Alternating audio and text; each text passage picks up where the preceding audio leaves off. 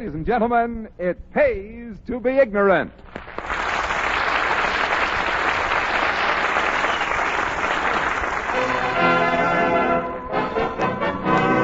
Why do wedding bells ring? Because someone pulls the rope. Correct. Pay the man $8.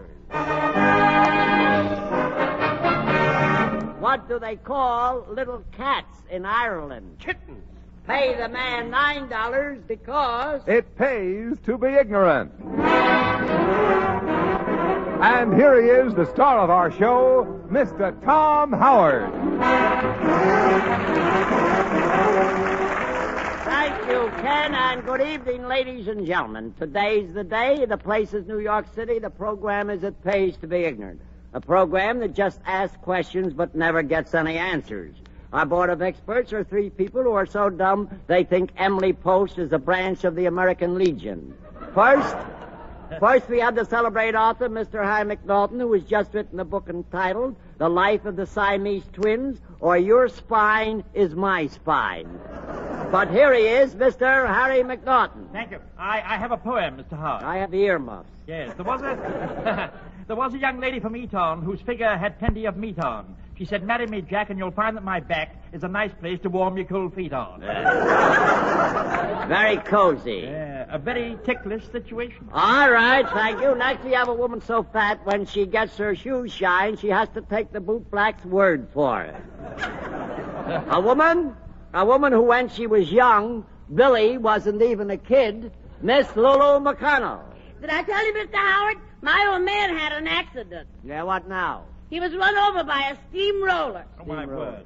How did they get him in the house? They just slipped him under the door. Slipped him under the door, yeah. Did you scrape him up? No, I left him flat. All right, please.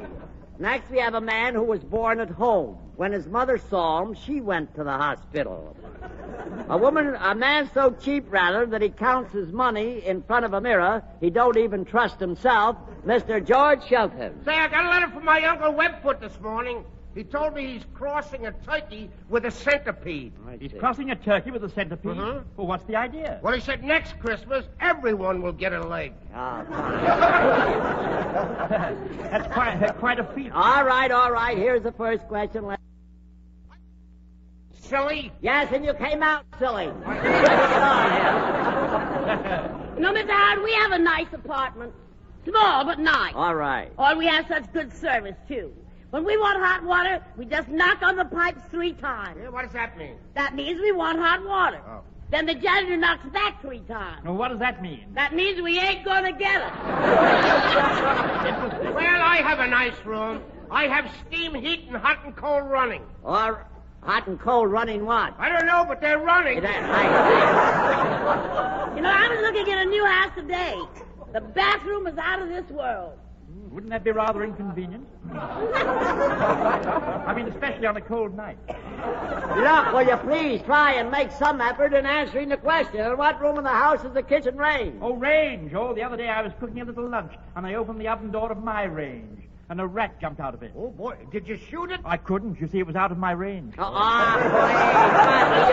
will you step in here and find these 3-cylinder heads while I look around for an aspirin tablet? Certainly, Mr. Howard. And now, Ken, who is our first contestant this evening? Well, Tom, we have a very nice gentleman coming to our microphone, one who is well known to us all, Mr. Ralph Bellamy. And here he is. Right.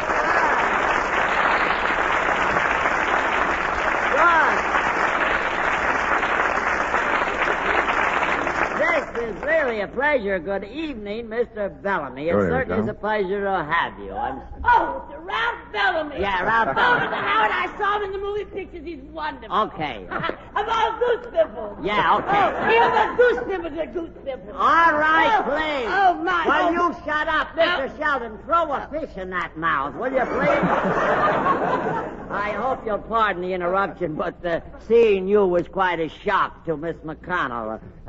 Tell me, what are you doing in New York, Mr. Bellamy?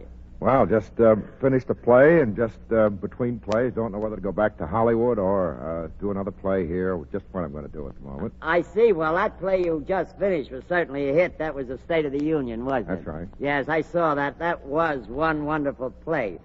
Speaking about Hollywood, I'm just curious. How long have you been in pictures, Mr. Bellamy? Since 1930. That's almost 18 years. What do you think of that? How many pictures have you made in that time?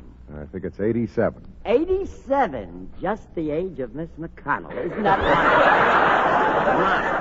87 pictures. You ought to know you were there when I was born. All right. I know, Mr. Bellamy, that our friends and our listeners and our guests here in the studio would love to know where your hometown is. I was born in Chicago. Oh, Chicago. Chicago, Illinois? Shut up. I used to work in that. Oh, yes, okay. Yeah, I was a gangster in a lingerie shop. You were a gangster in a lingerie shop? I was boss of the underworld. I see. All right.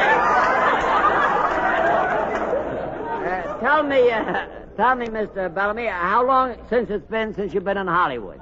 Well, just before the play, which is a couple of years. Oh, yes, that's so. That's a few years? A few years. I was out in Hollywood a couple of years ago. You were? Oh, I had a lot of influence in Hollywood. You had a lot of influence. Yeah. One day I got a girl in the movie. In Hollywood? No, in the second balcony. Ah, please. The usher got wise to us and threw us out. I imagine. You know, Ralph, I made some pictures out there, you know. Yeah. But prior to that, I was an old Shakespearean actor, you know. Oh, yeah. Ah, Shakespeare, you know. Wonderful. If all the world's a stage, where's the dressing room? Well, please. Hey, are you doing anything after the program? Please. What's that to you? Well, I thought he might want to go out and get a bite. A bite. Yeah, that's a tough proposition. Yeah, all right, please. Mr. Bellamy, I don't want to apologize for these people. Have you heard the program before? I certainly have, Tom. I've heard it many times. One of my favorite programs, and I'd just like to take a second here with your permission to say I think that you and Miss McConnell and Mr. McNaughton and Mr. Shelton are really contributing something in these sort of days of frustration and confusion by relieving us for the half hour that you do with a little escape and a little fun and merriment, which is all too lacking in our lives. And I just might say also that you four people perhaps prove the title of your program, having been on the air for so long, you prove that it does pay to be ignorant.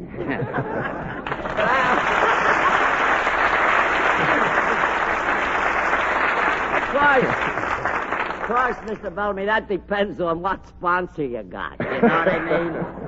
Well, that was very nice, and we certainly do appreciate that compliment, really. We're all human, and we all love to hear such things, especially coming from a man like Ralph Bellamy. I'd like to ask you one more question, Ralph, while you're here. You see, I'm getting familiar. I'm calling you Ralph. Yeah. I hope Well, you it's don't going on mind. for a great many years. Do you prefer the stage or the pictures? Well, that's kind of hard to answer. It's always, I think, more fun to appear before an audience because you get the audience reaction, and I think you'll agree with that. You know what I'm talking about. Pictures, any picture has a minimum audience of 100 million, which is not to be taken lightly. But a play, though it has an audience of only about 1,000 people, if you happen to be in a success, gives you the reaction of the audience, and it's a different audience each night, which is sort of like meeting a new person. It's a collective sort of individual personality. And it's, I think, more fun to appear before an audience in a play, but you can't overlook that 100 million minimum audience in a picture. No, So it's nice to do both. I see exactly what you mean, Mr. Bellamy, and I appreciate every word of it. Now, I'm going to ask you to do something. As I say, it's sure been a pleasure to have you with us this evening. It certainly has. Well, what's your first name, Ralph? What's your first Bellamy. Oh, my goodness, Mr. Howard, isn't he wonderful? Yes, he is. What a hunk of man. Yeah, What a hunk of man. Well, honey, you can just call me fuel oil. Yeah. Yeah. I'm hard to get. Yeah. Yeah, but your tank is too big. Now, let's get on here. Ralph, before you go, I'm going to ask you to reach into the dunce cap there and pick out a question for us, if you will, and would you be good enough to read the question? Anyone here? Anyone, just take a choice there. It doesn't make any difference. They won't answer it anyhow. It says, What great American actress is the Ethel Barrymore Theater named after? Well, thank you. That's quite a coincidence. Right in your line. What great American actress is the Ethel Barrymore Theater named after? Mr. Howard, did you say a great American actress? That's right. Would it be me, Mr. Howard? I said actress, not mattress.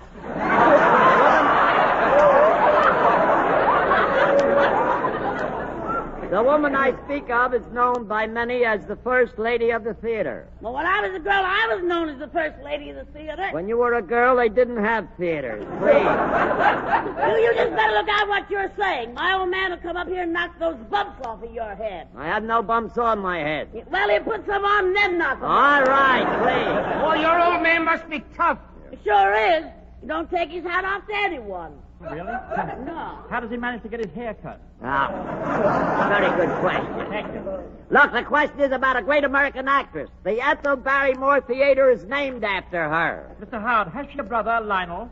No, please. That's right, yes. It is? Yes. Let me see. Who do I know has a brother, Lionel? Say, does he make electric trains? No, please, you're on the right. Look, can't you three frugal brains get together and answer the question? Yeah. Frugal brain, what's that? A frugal is a sort of a musical instrument. Harry James plays one. No, that's bugle.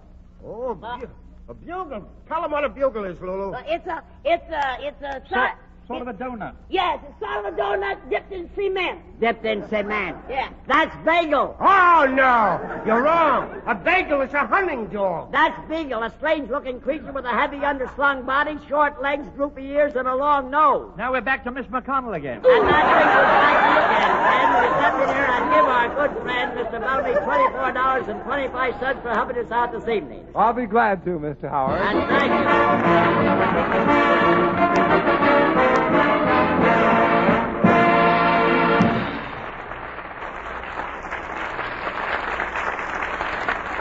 Right now, the production of oil is at an all-time high. It's even greater than it was during the war years. But that fact is of little comfort in our present critical oil situation. And the situation is critical because of the recent cold wave. On the Atlantic seaboard, the weather has been approximately 25% colder than it was last year. Transportation by rail, truck, and tanker has been insufficient. Already the demand for heating oil exceeds the supply in the east, certain sections of the south, and in the Middle West. And as unpleasant as the prospect is, we have to realize that unless all users of fuel oil cooperate to cut their consumption, many families may face heatless days before the end of the winter. You can help yourself and every other person who uses oil for heating by following these few rules. Keep your daytime temperature down to 68 degrees and your nighttime temperature at 60. Turn off the heat in unused rooms and keep doors and windows closed, shades drawn at night. And make sure your house is well insulated. Thank you, Ken. Another thing, Ken, I'd like to tell you, Mr. Bellamy has just requested that we take that money that we've given him as a prize and donate it to CARE. Isn't that sweet? Oh, that's a wonderful, That's a wonderful marvelous idea and a gesture. wonderful Certainly thought. is. Well, what has Harry Solar got for us now? Well, Harry Soler and the orchestra, Tom, are ready with the downbeat for El Rancho Grande. Oh, yes.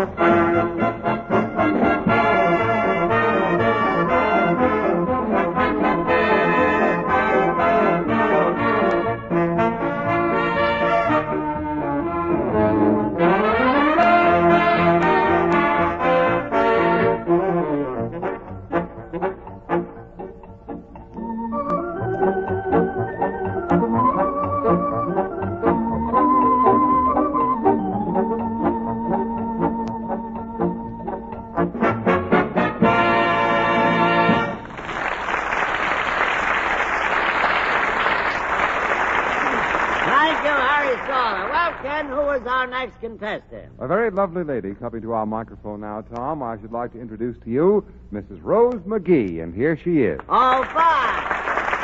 Good evening, Miss McGee. How are you this evening? How do you Very feel? well, thank you. Well, I'm glad to hear that. McGee, is that right? McGee is right. You're not Molly, are you? No, I wish I were. I see.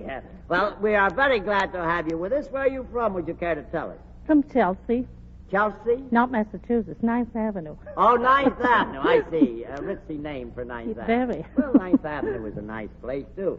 Do you live there? How long have you lived in New York? 20 years. 20 years. Well, you ought to know the neighborhood well. I do. Nice lady, isn't she, Mr. Howard? Yes, Mrs. McGee. Oh, she is nice. indeed, yes. Merry Christmas, Mr. I. McGee. All right. In case you don't know it, Mr. McNaughton, Christmas is over. I know, but there'll be others. There. Oh, Happy New Year, Mr. McGee. Happy Easter, Mrs. McGee. Well, there goes another year. all right, play. Miss McConnell, will you stop laying eggs around here? For the price of eggs today, I wish I could lay them. All right. Pay no attention to the characters, Mrs. McGee. Tell me, are you married? I am. Oh, fine. Mrs. McGee, are you married? Well, pardon me, he got me there. Well, Pays to be ignorant. I Well, Merry Mr. Christmas, Sheldon. Mrs. McGee. see. What did you say, Mr. McNaughton? I just Merry Christmas, Mrs. All right, please. Tell me, is your husband with you this evening? No, he isn't. He's home sleeping. Oh, he's home sleeping. My old man's home sleeping, too. He is. Yeah, before I left home, I rocked him to sleep. You rocked him to sleep. You should see the rock I use. All right, please. See the rock. I take it from what you say, Mrs. McGee, that your husband must work night work. That's Is that right? That's right. I see. Tell me, how long have you been married? Oh, 22 years. Oh, 22 years. Well, congratulations. That's marvelous. It certainly has been a pleasure to have you. So before you go, I'm going to ask you to reach into the dunce cap there and pick out a question for us, if you don't mind. And when you get one, Mrs. McGee, we'd love to have you read it for us, if you would. In what year did the blizzard of 1888 occur? Thank you. In what year did the blizzard of 1888 occur? Did you hear the question, Mr. Shelton? Yeah, but I don't get the drift of it. All right, never mind. Mr. Howard, would you mind repeating the question? In what year did the blizzard of 1888 occur? Well, Mr. Howard, what season of the year was it? What do you mean, what season? Well, was it spring, summer, autumn, or was it during the hunting season? Look, please, I said blizzard. Don't you know what a blizzard is? I do, Mr. Howard, I do. All right, what is a blizzard? That's the inside of a chicken. The inside. She's talking about a lizard. And then she's not right. Please, I said blizzard. And what year did the blizzard of 1888 occur? Mr. Howard, wasn't that the year we had snow? All right, Jan. Now, what year was that? It was the year we had snow. Miss McNaughton, why don't you write yourself a threatening letter? Oh, I did, Mr. Howard. I wrote myself a threatening letter only yesterday. You wrote yourself a threatening letter. What'd you say to yourself? I don't know. I won't get it till tomorrow. Look, the winter of 1888, we had a great snowfall. It was called a blizzard. We also had one about a month ago right here in New York. Now, what year was the one in 1888? Mr. Howard, first tell me, which one did we have first? Please. The one in 1888. Why? Why? That was my question. Mr. Sheldon, you get under my skin. You think there's room? The question is about snow. Oh, snow. I hate snow. I like spring. Ever hear that poem? Spring, spring, beautiful spring. I wrote that. All right. Ever hear that poem, Snow, Snow, Beautiful Snow? Did you write that? No, I shoveled it. Please, not to you. Cameron, you step in here and give our charming guest $25.75 for helping us out this evening. That I will, Tom.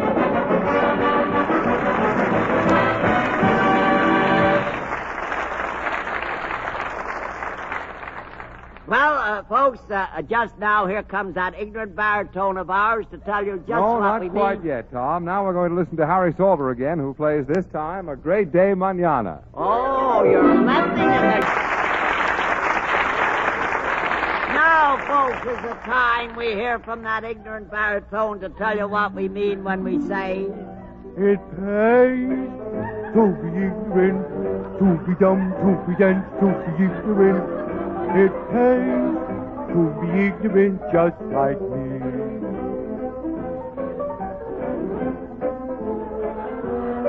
Well, folks, according to our friend Mr. Pallady, our time is given out. So we'll have to be moseying along, but we'll be back with you again next week. Same time, same place on your dial. We'd love to have you listen. So this is Tom Howard saying good night and good nonsense. Ken Roberts speaking. This is CBS, the Columbia Broadcasting System.